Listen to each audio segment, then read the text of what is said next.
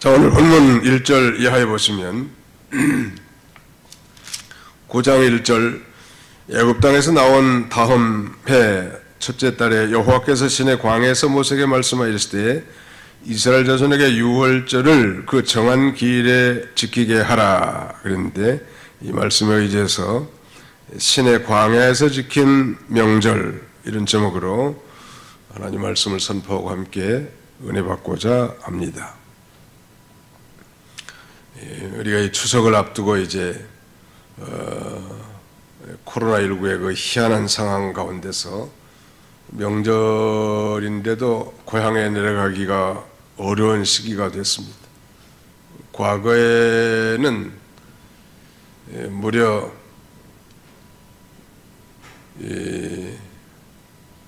뭐 몇백만 아니 몇천만 이렇게 뭐 인구 대이동이 있었는데 말이죠.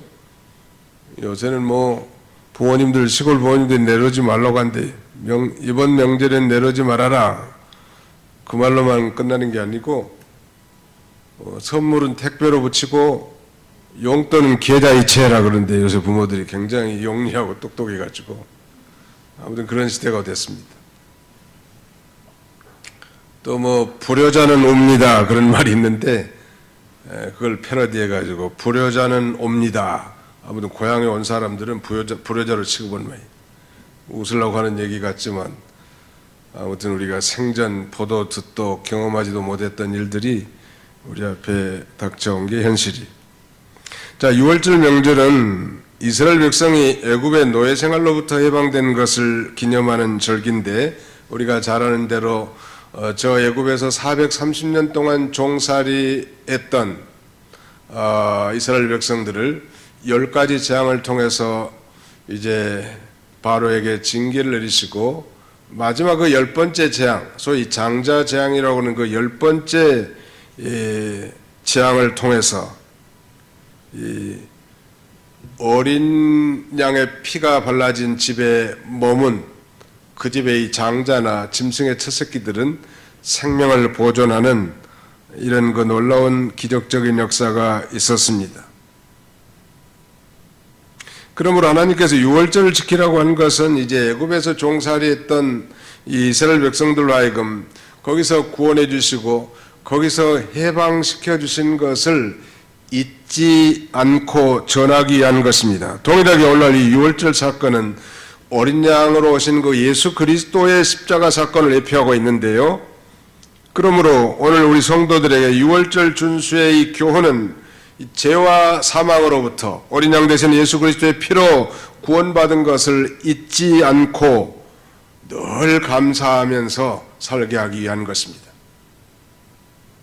잊지 않는 게 참 중요해요. 이 절기에 말하자면 절기 준수의 목적은 바로 잊지 않게 하기 위한, 우리가 자주 잊어버리는 망각의 존재인 것은 사실이란. 그래서 이 절기를 통할 때마다 다시 심령이 새로워지고, 또 우리 말하자면 이 구속의 은혜에 다시 감격해서 이 하나님의 언약 백성으로서 새롭게 살아가도록 하시는 그 망각하신 하나님의 은혜라고 할 수 있습니다. 그러므로 유월절 명절은 하나님의 이 구원과 이 은혜를 가장 함축적으로 보여준 우리 구원 역사, 구속사의 백미라고 할 수 있고, 하나님의 백성들의 존재 이유와 목적을 깨닫게 해주는 놀라운 사건입니다.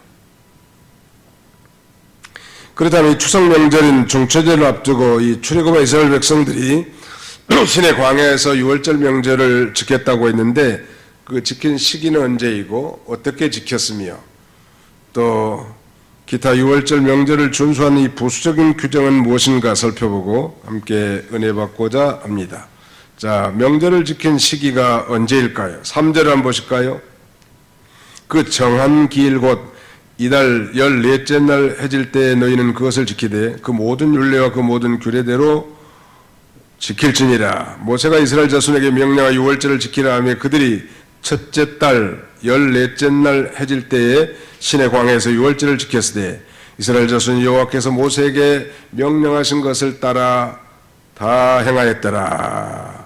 전능하신 하나님의 능력과 은혜로 이제 출애굽한 이스라엘 백성들이 홍해를 건너서 신의 광야에 이른 지가 만 1년이 된 것입니다. 그러니까 이 본문의 유월절 준수는 두 번째 유월절을 지키는 이 기사인데요. 첫 번째는 바로 이 애굽에서 해방되기 직전에 마지막 재앙, 장자 재앙을 통해서 유월절을 지켰다고 한다면 이제 1년이 지난 이 시점에 신의 광야에서 동일하게 정월 19날, 그러니까 우리가 이 출애굽 연도를 보통 1446년, 주전 1446년으로 보니까 1447년 1월 1일 이렇게 생각할 수 있을 것 같아요. 1월 14일 그렇게 생각할 수 있을 것 같아요.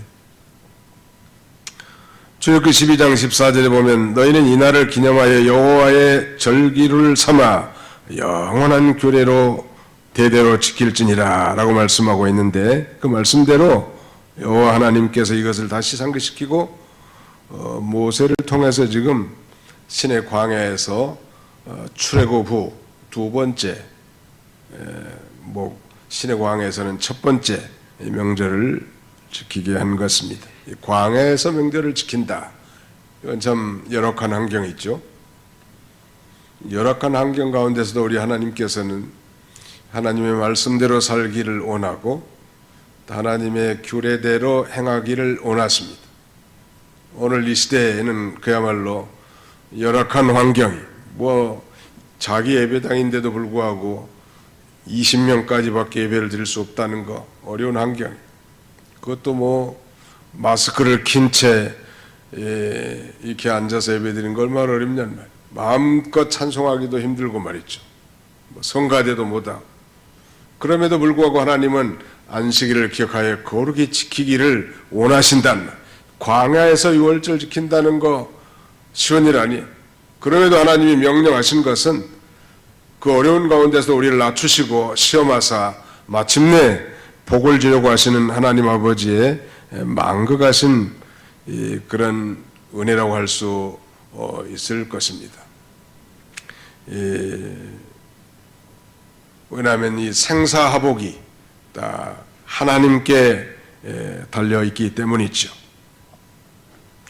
정월, 그러니까 출애굽 직전 1446년 정월 14일 해질 무렵 때 지켰으니까 그 이듬해니까 1447년 1월 14일, 그달을 아비볼이라고 하기도 하고 니산월이라고도 하는데 유대력으로, 태양력으로는 3월 말이나 4월 초쯤 됩니다. 하나님께서 그 달을 해 첫 달 정월달로 정하라고 한 거예요. 언제를? 바로 이 6월절을 지킨 정월 14일을 말하자면 그 해의 첫 달로 정하라고 하는 것입니다. 왜 그랬을까? 그건 바로 이스라엘 백성들이 이집트의 종살이, 즉 그들의 속박에서 해방되고 자유인이 되어서 이제 새로운 삶을 시작하기 때문이죠. 그런 면에서 아주 중요합니다. 우리 그리스도인들도 말하자면 인생의 BC와 AD가 있다고 할 수 있겠죠. 인생의 BC는 우리가 예수를 믿기 전에 우상을 숭배하고 자행자전 그런 시절이라고 한다면, 이제 예수 그리스도를 인격적 체험적으로 만나 거듭남을 체험한 날, 그날은 내 인생의 AD와 BC, 기원 전과 기원 후를 가르는 중대한 터닝 포인트라고 할 수 있을 것입니다. 그러므로 우리가 이 중대한 터닝 포인트가 바로 내 인생의 새로운 날이라고 우리가 말할 수 있는 것처럼, 하나님께서는 바로 그 6월절을 기점으로 그해 첫 달로 삼으라고 하는 것입니다. 유명한 미국의 전도자 D.L. 무디는 그가 이 구원을 받자마자 너무나 기쁜 나머지 어머니에게 편지를 씁니다. 사랑하는 어머니, 기뻐해 주세요. 1837년 2월 5일은 제가 어머니 아들로 이 세상에 태어난 날입니다. 그러나 28년이 지난 오늘 1855년 4월 21일은 성령으로 제 영혼이 거듭난 생일입니다. 라고 이렇게 고백하고 있습니다.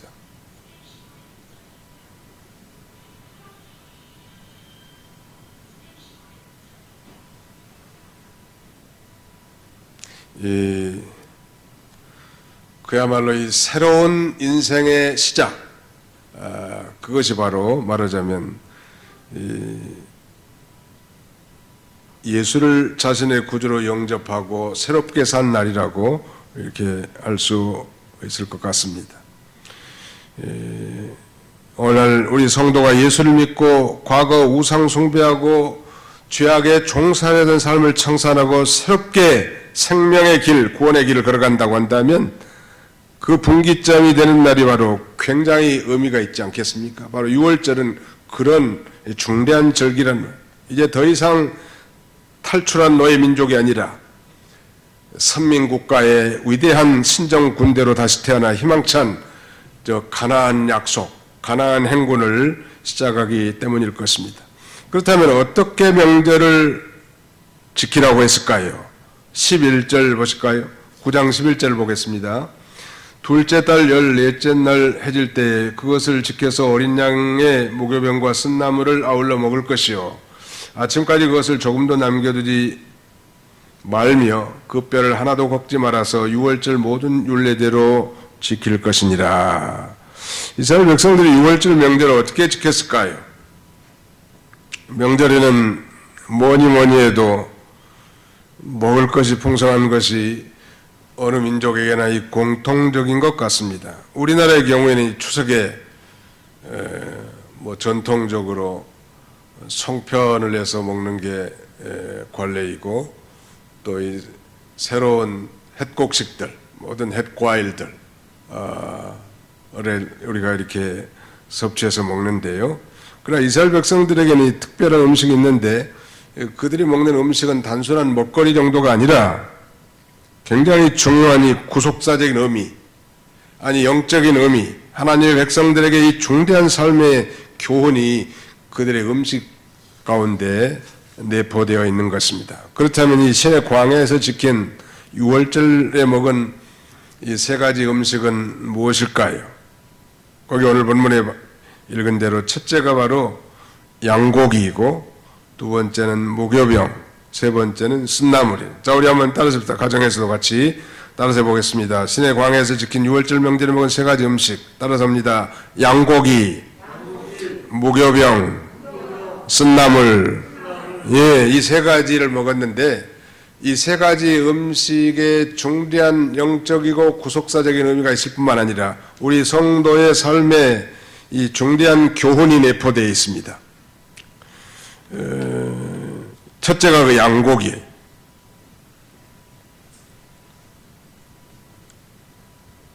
우리 동네 그 안골에 가면 양고기집이 있는데 양고기 좋아하시는 분은 거기에 사잡수면 돼. 6월절이 되면 요새도 예수를 메시아로 받아들이지 않는 유대인들은 이제 가정적으로 엄청나게 이 6월절 날 양들을 잡아서 이렇게 먹는다고 합니다. 특별히 그들이 6월절 명절에 먹는 양고기는 어마어마할 정도로 많은데 최초의 6월절 명절을 지킬 때는 적어도 이 나흘 전에 온 가족의 식구들을 위해서 한꺼번에 다 먹을 수 있는 분량만큼 준비하죠. 대개 양 한 마리에 한 10명 정도 먹을 수 있도록 준비합니다. 그런데 그 양은 흠이 없는 수컷 어린 양을 준비해야 된다고 출애굽기 12장 3절 이하에 기록되어 있어요. 어린 양은 바로 이 대속의 양으로 오실 예수님을 대표하죠. 우리가 잘 아는 대로 요한복음 1장 29절에 보라 세상 죄를 지고 가는 하나님의 어린 양이로다 그랬습니다. 그래서 어린 양이 피를 흘리면서 죽는 것을 바라보면서 자기를 대신해서 이 피 흘려 죽으신 그리스도의 대속적 의미를 깊이 새기도록 한 것입니다. 뿐만 아니라 이 첫 번째 6월절은 애굽에서 지키지 않았습니까? 이 첫 번째 6월절에서는 이제 어린 양의 피를 양고기를 먹을 집 이 문설주와 인방에 발랐다고 했죠. 그러나 지금은 이 시내 광야에서는 이제 성막을 짓고 그 양을 잡았고 그 피를 성막의 제단에 뿌린 것입니다. 고린도전서 5장 7절 하반절에 보면 우리의 6월절 양 그리스도께서 희생되셨느니라 그랬는데요. 6월절 명절에 어린 양을 잡는 것은 장차 어린 양 되시는 예수 그리스도께서 오셔서 십자가상에서 몸이 찢기시고 피 흘려 주셔서 택한 백성을 구속해 주실 것을 가리킵니다. 양고기를 먹는다. 우리가 배운 대로 인자의 살을 먹지 아니하고 인자의 피를 마시지 않는 자는 생명이 없느니라 그랬는데, 양고기를 먹는다는 것은 어린 양으로 오신 예수 그리스도를 자신의 주님으로, 자신의 이 개인적인 구주, my personal savior로 이 영접하는 것을 가리킵니다. 그러니까 먹는 것은 믿는 것을 가리키는 거예요. 그러니까 정말 양고기만 제대로 먹어도 이 구원을 받을 수 있는 이 놀라운 비밀이 거기에 포함되어 있는 거예요. 그저 뭐 양고기의 맛에 이 흠취돼 가지고 정신없이 아주 뭐 제갈스럽게 개걸스럽게 이렇게 먹는 것이 장땡이 아니고, 정말 중요한 것은 바로 이 어린 양은 예수 그리스도를 상징하는 것을 믿으면서 먹는 거예요. 그래서 예수 그리스도를 믿고 생명을 얻는 것입니다. 아니 더 풍성한 생명의 삶과 기쁨과 만족의 삶을 사는 것. 그러므로 이 먹는다는 것은 믿는 걸 가리켜요. 오늘날도 우리가 이제 구약시대 6월절은 신약시대 성만찬 즉 성찬식으로 개혁이 되어 있습니다. 그럼 우리가 성찬예식에 참여하는 것은 의무사항이에요. 특별히 정말 세례를 받았다고 한다면, 난 이번에 참석 안 해야 되겠다, 바쁘니까, 그거 옳지 않단 말이에요. 반드시 이스라엘 백성들이라고 하면 6월절에 참여해야 했던 것처럼 오늘날도 이 구원받은 성도들이라고 하면 반드시 이 성찬예식에 참여해야 합니다. 물론 뭐 완벽한 이 사람이 어디 있겠습니까만은 하나님 앞에 철저히 회개하고 경건함과 거룩함으로 준비해서 이 성찬예식에 참여해야 할 것입니다. 최초의 6월절 준수시에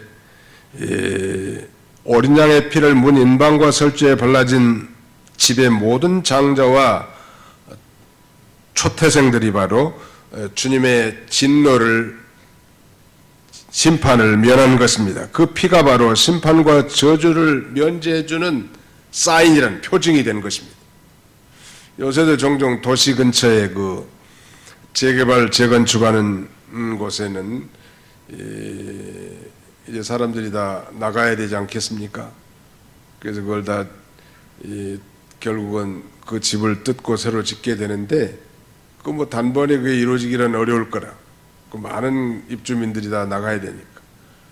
그래서 이제 조합주택 같은 데서는 이 사람들이 나간 집을 표시하기 위해서 빨간 페인트로 동그라미로 치든지 뭐 X자로 표시하든지 그렇게 취해놓거든요.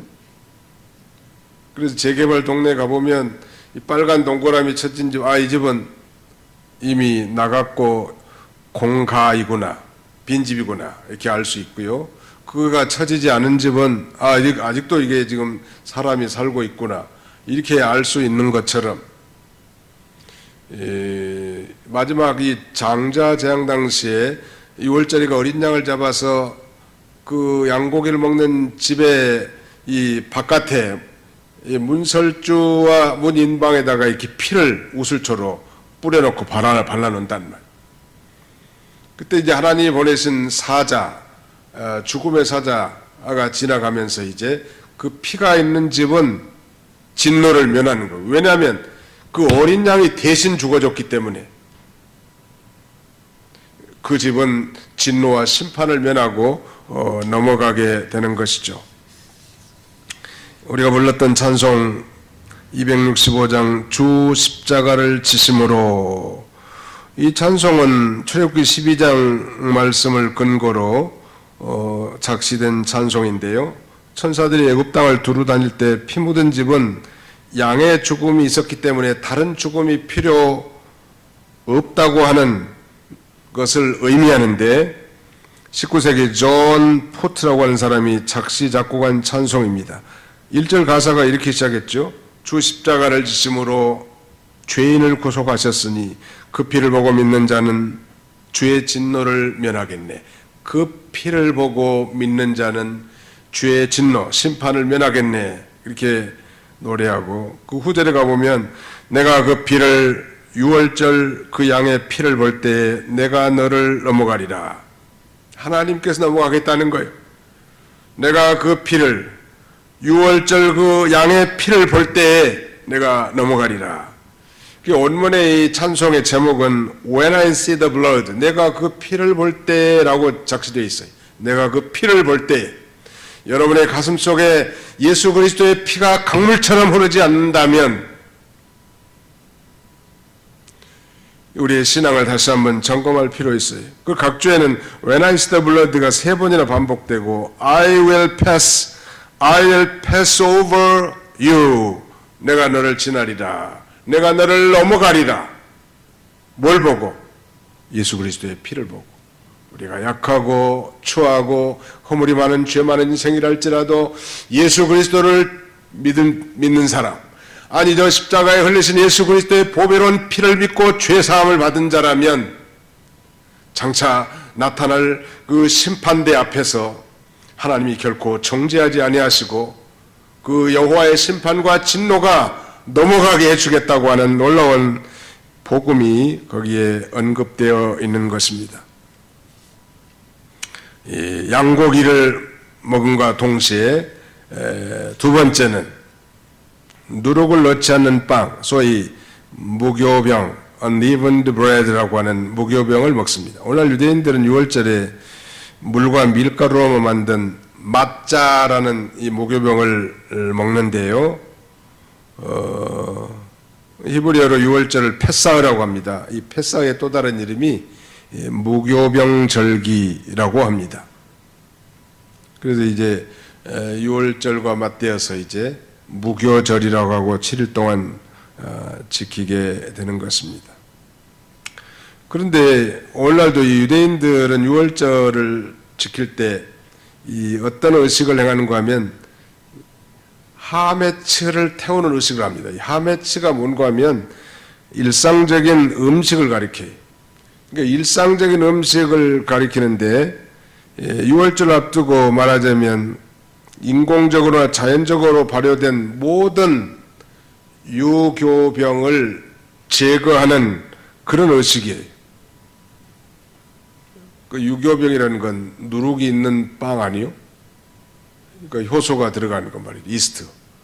6월절에는 반드시 누룩이 없이 단지 말하자면 물과 밀가루로 만든 맛없는 이 마짜라고 하는 이 무교병을 먹게 되어 있는데, 중요한 것은 이 누룩이라는 게 부패성, 죄성을 가리키기 때문에 구원받은 성도들이라고 하면 이제 죄를 떠나 거룩한 삶을 살아야 할 것을 우리에게 교훈해 주는 것입니다.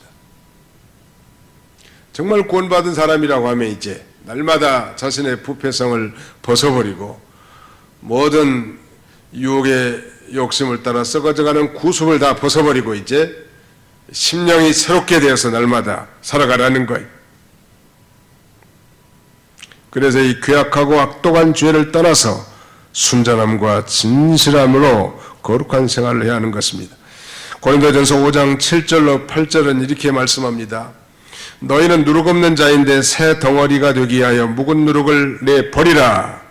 우리의 유월절 양 곧 그리스도께서 희생되셨느니라. 8절에도 이러므로 우리가 명절을 지키되 묵은 누룩으로도 말고 악하고 악에 찬 누룩으로도 말고 누룩이 없이 오직 순전함과 진실함의 떡으로 하자. 유월절 지키라.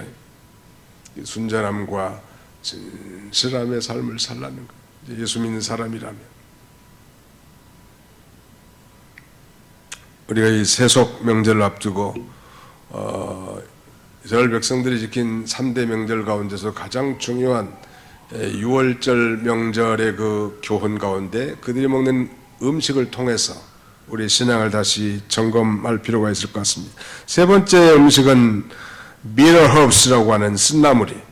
오늘날 유대인들은 이 마로르라고 하는 걸 먹는데 서양 고추냉이처럼 맵고 쓴맛이 나는 허브입니다. 일종의. 이건 조상들 애굽에서 겪은 이 노예 생활을 상기시키는 것인데, 보통 이 쓰다고 하는 것은 고난을 상징하지 않습니까? 이스라엘 백성들이 애굽에서 겪었던 이 고난을 상징하고 그걸 잊지 말라는, 쓴나물을 먹으면서 이집트의 고난, 애굽의 쓰라린 노예 생활을 잊지 말라는, 또 과거에 노예했던 네 자신의 신분을 겸손히 깨닫고 그 구속에 하나님께 감사하는 삶을 살도록 하는 것입니다. 아니, 오늘 현대 크리스찬들이라고 한다면 이미 구원받은 그 놀라운 주님의 은혜를 받은 자로서 이제 고난을 자취하면서 주와 복음을 위해서 살도록 하는 그런 이 긍정적인 교훈이 내포되어 있다고 할 수 있겠습니다. 그리고 십자가를 지고 주님을 따라가라는 거예요. 소위 주와 복음을 위해서 고난을 자취하는 삶을 사는 거예요. 믿음으로 살면 고난이라고. 나는 예수 믿는데 전혀 고난이 없다. 그렇다면 한번 생각해 볼 문제. 이 세상이나 세상 걸 사랑하지 말라고 했는데 믿음으로 살면 이 세상과 부딪히게 돼 있단 말이에요. 반드시. 이 물살을 거슬러 올라가는 물고기에게 고난이 있는 것처럼 이 죄 많은 세상에서 믿음으로 살려고 한다면 정령 물질적인 손해도 있고 인격적, 인권적 유린을 당할 수도 있습니다. 억울한 일 당할 수도 있단 말이에요. 우리 주님은 그때 그렇게 말씀하시죠. 기뻐하고 즐거워하라. 하늘에서 내 상이 큼이라 라고 위로해 주시는데, 오늘 이 코로나19로 말미암은 이것도 일종의 고난이죠. 특별히 기독교가 많은 어려움을 당하는 게 현실이에요. 베드로전서 4장 12절 이하에는 이렇게 말씀합니다. 사랑하는 자들아, 너희를 연단하려고 하는 불시험을 이상한 일 당하는 것 같이 이상히 여기지 말고 오히려 너희가 그리스도의 고난에 참여하는 것으로 즐거워하라. 이는 그의 영광에 나타내실 때에 너희를 즐거워하고 기뻐하게 하려 함이라 라고 말씀합니다. 과거의 죄와 사망으로 도구를 삼아 우리를 이끌고 왔던 이 마귀의 세력에서 해방되어 자유를 얻었고, 이제 세상과 돈과 일에만 종사하니 하던 우리를 거기서 해방시켜 준 걸 감사하고, 이제는 주와 복음을 위해서 고난을 자취하고 선한 일을 위해 열심을 다하라는 것.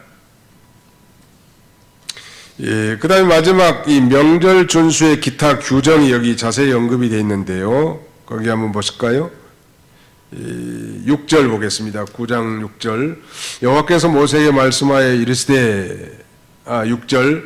그때 사람의 시체로 말미암아 부정하게 되어서 유월절을 지킬 수 없는 사람들이 있었는데 그들이 그날에 모세와 아론 앞에 이르러 그에게 이르되, 우리가 사람의 시체로 말미암아 부정하게 되었거니와 우리를 금지하여 이스라엘 자손과 함께 정한 길에 여호와께 헌물을 드리지 못하게 하시면 어찌 함이니이까. 모세가 그들에게 이르되, 기다리라. 여호와께서 너희에게 대하여 어떻게 명령하시니 내가 드리리라. 여호와께서 모세에게 말씀하여 이르시되, 이스라엘 자손에게 말하여 이르라. 너희나 너희 후손 중에 시체로 말미암아 부정하게 되든지 먼 여행 중에 있다 할지라도 다 여호와 앞에 마땅히 유월절을 지키되 둘째 달 14째 날 해질 때 그것을 지켜서 어린 양의 무교병과 쓴나물을 아울러 먹을 것이요. 그랬습니다. 여호와 앞에 10절 하반절에는 여호와 앞에 마땅히 유월절을 지키라고 했는데, 유월절을 어떤 이유로라도 지키지 않고 그냥 넘어가서는 안 된다는 거예요. 오늘 이 말씀에 붙들려 가지고 이 안상홍 정인회라고 하는 이 하나님의 교회에서는 지금도 유월절을 굉장히 중요한 절기로 알고 지킵니다. 근데 결론부터 말씀드리면 신약시대 성도들은 이제 유월절 어린 양의 실체로 오신 예수 그리스도를 믿기 때문에 이 구약시대에 내려온 유대인들이 지킨 유월절 절기를 더 이상 지키지 않는 것입니다. 그럼 오늘날 우리 유월절 지키는 그 정신은 무엇인가요? 그건 바로 예수님을 믿는 것입니다.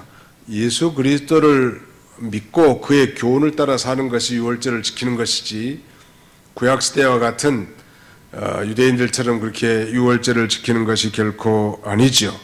그러나 이 구약시대에는 율법으로 모형으로 지었으니까 반드시 지키게 돼 있는데, 그 이유는 그것이 하나님의 구원 사역을 기념하고 장차 백성들을 죄에서 속죄하실, 구속하실 예수 그리스도의 구원을 예표하기 때문이죠. 다시 말씀드리면 유월절은 하나님의 백성들의 삶 가운데서 가장 중요하게 기억되어야 할 생명과 구원의 날이에요.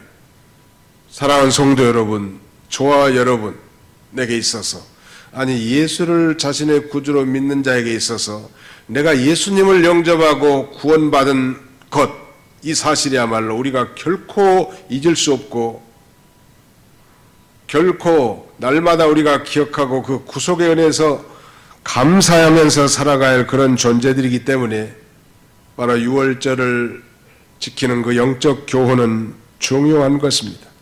우리가 전에도 잠깐 살펴봤습니다만 구약의 남북조 시대 남쪽 이 요시아 왕은 그야말로 성전을 수리하다가 율법책을 발견하게 됐고, 그 율법책 안에 유월절을 지켜야 된다는 내용을 확실히 발견하고 유대 역대 열왕 가운데 전무후무하게 유월절을 아주 성대하게 지킨 대표적인 인물입니다. 그런데 이렇게 반드시 지켜야 할 유월절을 불가피하게 지키지 못한 사람들이 있는데, 그 중에 하나는 이제 시체로 인해서 부정한 사람이라든지 여행으로 인해서 성소와 먼 거리에 있는 자, 이런 자는 못 지킨다는 말이에요. 시체로 인해서 부정한 자는 그것이 정결하게 되는 예가 7일이란 말이에요. 사람이 시체를 만진 자는 의식적으로 7일 동안 부정한 것으로 율법에 규정되어 있고요. 그래서 7일 동안 법규에 따라 자신을 정결케 해야 했던 것입니다. 왜냐하면 그렇게 안 하면 하나님의 성소를 더럽히는 큰 범죄자가 된 것이죠. 이 의식법상 부정한 자, 깨끗하지 못한 자들로 이렇게 일정한 기간 동안 공동체와 분리되게 했던 것입니다. 정결이라는 것, 이거야말로 우리 그리스도인들이 하나님 앞에 나아가기를 원하는 필수 조건이죠. 왜? 하나님은 거룩하신 하나님이시기 때문에. 죄는 하나님과 우리를 단절시킵니다. 그러므로 하나님 앞에 나아가서 하나님 앞에 진정 참된 예배를 드리기를 원하는 자라고 한다면 먼저 죄의 해결함을 받아야 하는 것입니다. 그래서 우리가 하나님 앞에 먼저 나올 때 십자가를 믿음으로 바라보면서 진정으로 회개하고 자복하는 이 행위는 너무너무 중요한 거예요. 거룩하신 하나님 앞에 죄 있는 인생이 갈 수가 없단 말이에요. 구약시대에는 의식법상 이렇게 시체, 죽음을 만진 자는 7일 동안 부정하다고 이렇게 율법적으로 규정해 놨고, 그 기간 동안 이제 정결케 하는 예에 참여한 다음에 이제 하나님 앞에도 나아갈 수 있고 예배, 제사에도 참여할 수 있었던 것입니다. 이걸 보면 우리가 이 의식적 율법이 온전한 규례는 아니라는 것인데, 그래서 이제 하나님 앞에 모세가 기도합니다. 모세가 이 즉답을 하지 않고요, 하나님 앞에 나가 기도함으로 그 문제를 해결함 받습니다. 하나님 응답해 주시죠. 그렇다면 1월 14일 날 지키지 못한 사람들은 그 다음 달 2월 14일 날 동일한 시간에 유월절을 지키도록 그렇게 배려하시는 것인데, 이거 보면 우리 하나님은 형식주의에 얽매인 고지식한 분이 결코 아니시고 인간의 속사정을 깊이 이해하시고 자비로우시며 은혜로우신 긍휼이 풍성하신 하나님이십니다. 믿으시기 바랍니다. 하나님은 모든 사람에게 유월절을 지키도록 은혜를 베풀어 주셨단 말이에요. 시체를 만져서 접근하지 못한 사람이라도, 아니 먼 여행 중에 있는 사람이라도 다시 돌아와서 2월 달에 이렇게 지킬 수 있도록 이렇게 참여하게 한 것입니다. 자비로우신 하나님이시죠. 우리는 여기서 영적 지도자나 우리 성도들이 어떤 문제에 봉착했을 때 어떤 자세를 취해야 될 건가를 좀 배울 수 있을 것 같아요. 백성들이 지금 정말 유월절을 지키고 정말 그 예배에 참여하고자 사모하는 사람인데 지금 시체를 만졌거나 먼 여행 중에 있는 사람들이 정말 그 예배에 참여하고자 하는 간절한 소원을 가질 때 하나님이 또 길을 열어주셨고, 지도자 모세는 하나님 앞에 엎드려 주의 음성을 듣고 그걸 백성들에게 증거해 주신 것입니다. 이거 보면 우리 하나님께서는 징벌보다는 화목과 용서를 원하시는 사랑의 주님이신 것을 깨달을 수가 있겠죠. 그 다음에 이제 6월절 명절을 지키지 않는 사람이 있어요. 이 사람들은 그야말로 뭐 시체를 만지지도 않았고 먼 여행 중에도 아닌데도 불구하고 6월절 명절을 그러니까 고의적으로 지키지 않는 사람들은 어떻게 됐을까요? 13절 같이 한번 읽어봅시다. 시작.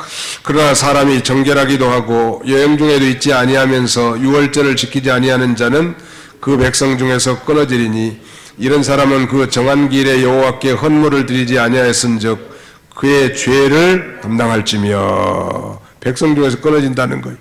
이 백성 중에서 끊어진다는 건 죽어야 된다는 거예요. 존 메가더 목사님은 죽어야 한다 이렇게 해석했고요. 어느 사람은 하나님의 심판으로 말미암아 갑자기 불가사의하게 죽는 걸 의미한다고도 말했지만 이스라엘 공동체에서 쫓겨나는 것, 그래서 재판을 받고 이 사형에 처해진다는 걸 의미합니다. 좀 너무 잔인한 것 같지만 이렇게 생각하면 되겠어요. 예수를 믿지 않는 자는 미안하지만 그가 착하게 살고 도덕적인 인물로 살고 세상에서도 존경을 받았다 할지라도 미안하지만 심판받아 지옥에 갈 걸 가리키는 것입니다. 6월절에 참여한다는 것은 곧 예수님을 믿는 것을 가리킵니다. 믿으시기 바랍니다. 그래서 이 고의적으로 6월절 명절에 참여하지 않는 사람은 아예 백성 중에서 말하면 이스라엘 백성의 총회, 이스라엘 백성의 진에서 아예 쫓겨나게 된다는. 그래서 율법의 특혜, 법적, 경제적, 사회적 이런 혜택을 누리지 못하게 할 것을 가리키는 것입니다. 그 이유는 그때 하나님의 구원 역사에 참여하지 않았고 6월절로 상징되는 그리스도를 영접하지 않았고 하나님의 말씀을 불순종했기 때문이.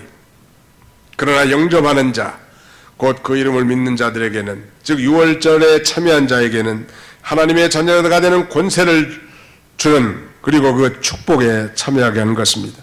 또 6월절을 지키고자 하는 예국인에 대해서 마지막 절에 이렇게 말합니다. 만일 타국이 너희 중에 거류하여 여호와 앞에 6월절을 지키고자 하면 6월절 율례대로 그 규례를 따라서 행할지니 거류에게나 본토에게나 그 율례는 동일한 것이니라. 여기 예국인은 이스라엘 백성들 가운데 거하는 사람들인데 할례를 받은 외국인들을 가리키는데 하나님의 구원하심에는 민족이나 혈통이나 신분이나 차별이 없음을 가리키는 거예요. 내가 복음을 부끄러워하지 아니하노니 이 복음은 모든 믿는 자에게 구원을 주신 하나님의 능력이 됨이라. 첫째는 유대인에게요, 또한 헬라인에게로다. 이방인이라도 이 6월절에 참여하고자 하는 자들은 다 본토에게나 그 율례가 다 동일하게 참여할 수 있게 한 것입니다. 그런 면에서 우리 하나님은 하나님의 구원하시면 차별이 없다는 것. 또 동일하게 우리 교회 안에서도 우리 성도는 서로 차별 대우해서는 안 될 것을 역설적으로 교훈해 준다고 하겠습니다. 이제 말씀을 맺겠습니다.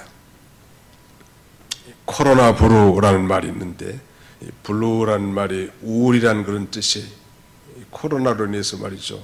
집 밖에 나가지도 못하고 마스크만 쓰고 있고, 이거 중소 상공인들 그야말로 피눈물을 흘리지 않습니까? 지금 장사가 안 된다는 게 지금 다.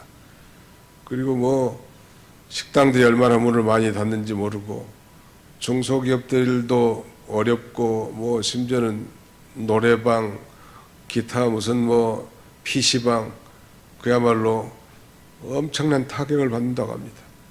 그야말로 이번 명절은 즐거움보다는 우울한 명절이 될 것 같습니다. 그럼에도 불구하고 우리는 예수 그리스도 안에서 6월절 명절을 매일 지키는 거예요. 매일 예수 그리스도께서 나의 구속주가 되어서 나 같은 죄인을 구원해 주시고 영원한 생명을 주신 것에 대한 감사와 감격 속에서 살고, 뿐만 아니라 양고기뿐만 아니라 이제 누룩 없는 떡, 무교병을 먹는 생활, 죄를 떠나서 이제 거룩한 삶을 살 뿐만 아니라 이제는 믿는 이를 위해서 고난을 자취하고 따라가는 그런 복된 성도님들이 다 되시기를 주님의 이름으로 축원합니다. 기도하겠습니다. 살아계신 우리 아버지 하나님께서 오늘도 좋은 일기를 허락해 주시고, 이 비대면 예배로 또 이 제한된 숫자가 교회 안에 참여해서라도 이렇게 하나님 앞에 예배드릴 수 있도록 은혜 주심을 진심으로 감사합니다. 아버지 하나님, 신의 광야에서 지킨 그 유월절을 통해서 여러 가지 교훈을 우리가 배웠사오니 정말로 절기를 지키기 어려운 열악하고 힘든 그런 상황 가운데서도 우리 주님은 여전히 명령하시고 여전히 준수하기를 원하신 것처럼 우리 현재 상황이 정말 힘들고 심히 어려운 지경이오나 우리 주님이 명령하신 그 명령을 우리도 저버리지 아니하고 잘 준행하는 저희들이 다 되게 해주시기를 원합니다. 자비로우신 아버지, 그래서 예수 그리스도로 생명과 구원하는 기쁨으로 살아가게 해주시고, 그것이 모든 환경과 사건들을 초월하는 초월적인 기쁨이 되게 하실 뿐만 아니라 우리 하나님 은혜로우시고 자비로우시며 긍휼이 한없으신 하나님인 줄 알고 정말 나의 삶을 돌이켜보면서 정말 우리 하나님 앞에 나가는데 지장이 되는 것들을 다 청산하고 누룩 없는 떡을 먹고 쓴나물을 먹으며 정말 주와 복음을 해서 고난을 자취해 나갈 수 있는 성숙한 그리스도인들이 다 되게 하여 주시옵소서. 예수님의 이름으로 기도하옵나이다. 아멘.